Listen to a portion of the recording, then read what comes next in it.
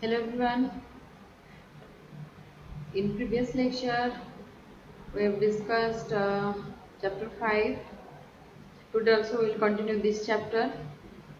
So, previous lecture we had already discussed what is hardened concrete, different properties of hardened concrete, then different strength of hardened concrete, then creep, what is creep, stress strain relationship of concrete, then again shrinkage, types of taste of concrete, hardened concrete. So today we are going to discuss durability of concrete. So durability is the ability of concrete to withstand the conditions for which it is designed without deterioration for a long period of years. So again, durability of concrete may be defined. We can also define like ability of concrete to resist weathering action, chemical attack, and abrasion while maintaining its desired engineering properties. And different concretes require different degrees of durability depending on the exposure environment and properties desired. For example, concrete exposed to tidal seawater will have different requirement than indoor concrete. So as per requirement, as per different weathering action, we can determine or we can differentiate the durability of concrete. There are different factors which are affect the durability of concrete, like concrete system aggressiveness of the environment, material process. These are some different, so many factors. Again, in environment, physical, chemical, in physical, abrasion, erosion, cavitation, freeze, though action, chemical, dissolution, leaching, expansion, alternation, different. So these are main causes which affect the durability of hardened concrete. So if we define, these are of two types: the chemical durability of concrete, another one is physical durability. So let us discuss first chemical durability. So when dealing with durability, chemical attack which results in volume change, cracking and consequent deterioration of concrete become a major cause of concern. And these are some types of chemical attacks like sulfate attack, alkali aggregate reaction, chloride ion attack or corrosion, carbonation, acid attack, effect on concrete in seawater. So these are some chemical attacks. Let us discuss one by one. First is sulfate attack. So it means an increase in the volume of cement paste in concrete due to chemical action between the products of hydration of cement and solution of sulfate. And sulfates are generally found in groundwater, subsoil and seawater. So sulfates are present in the form of in calcium, sodium, potassium, magnesium. So solid sulfate do not attack the concrete severely. When the chemicals are in solution, they lead to increase in concrete volume and cracking on concrete surface. Next is alkali aggregate reaction. That means it is basically chemical action between the hydroxyl ions in the pore water within concrete and certain types of rock minerals. Since reactive silica in the aggregate is involved in the chemical reaction, it is often called alkali silica reaction also, or ASR, and it is recognized as one of the major causes of cracking of concrete. Next is chlorides in concrete. So chlorides in concrete increases risk of corrosion of steel, basically as shown in the figure, or chloride attack. If we say, it is found that 40% of failure of structures is due to corrosion of reinforcement only. So it is the most important factor for consideration of durability of concrete, that is chloride content.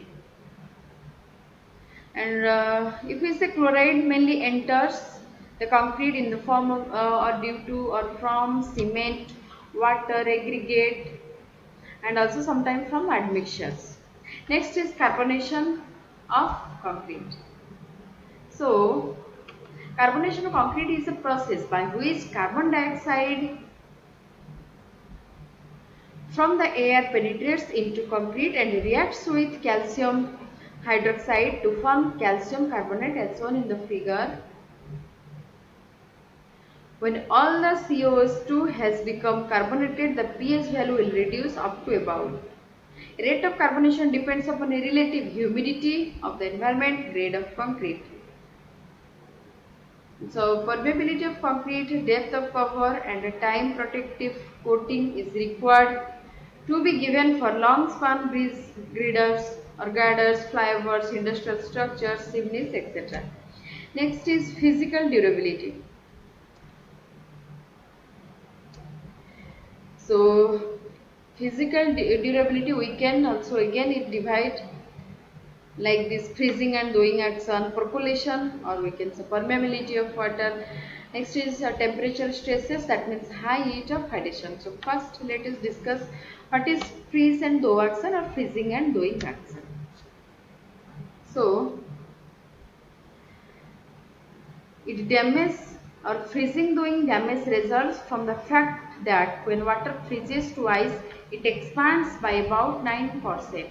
When the water in concrete freezes, it produces pressure in the pores of the concrete like this. These are the water which are pass to the or percolate into the concrete surface. But after hardening, what happens? Its volume increases. So obviously, it simultaneously increase the width of the crack. If the developed pressure exceeds the tensile strength of the concrete, cracking, scaling and crumbling of the concrete occur. So, this damage is commonly observed on concrete paving blocks and road structures. Internal cracking under field conditions is observed to a lesser extent.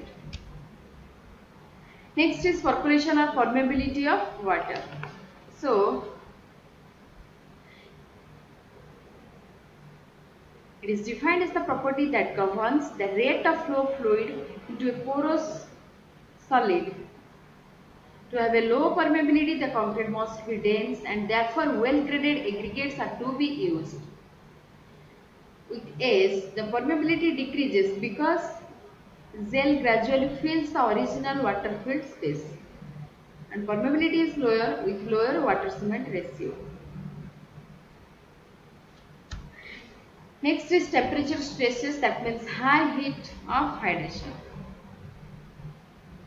So, the behavior of concrete at high temperature is influenced by several factors including the rate of temperature rise and the aggregate type and stability.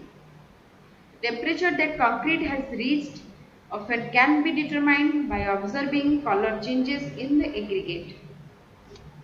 And for example, if we take an example like limestone aggregates turn pink when they reach about 570 °F, which can result in substantial loss of compressive strength.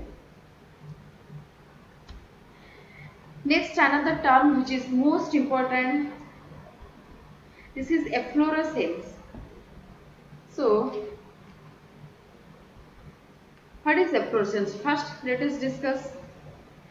It is the white powdery substance on the surface of unsealed concrete and the white blush seen with sealed floors like this. In many places you can see in the wall, in the roof, basically in the corner also, or in old buildings where there is chances of leakage of water. So you may see there like this. It is caused by vapor migrating through the slab bringing soluble salts to the surface of the concrete. And it is normally worn off or washed away on unsealed concrete surfaces. Next, how we can prevent the efflorescence. So the preventive methods that can be used to avoid efflorescence in concrete are like inclusion of fly ash or metakaolin can lock up significant amounts of calcium hydroxide in the concrete.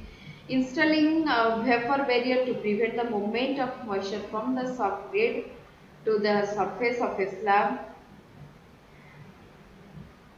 and application of sealers and coatings can prevent surface water from penetrating slabs.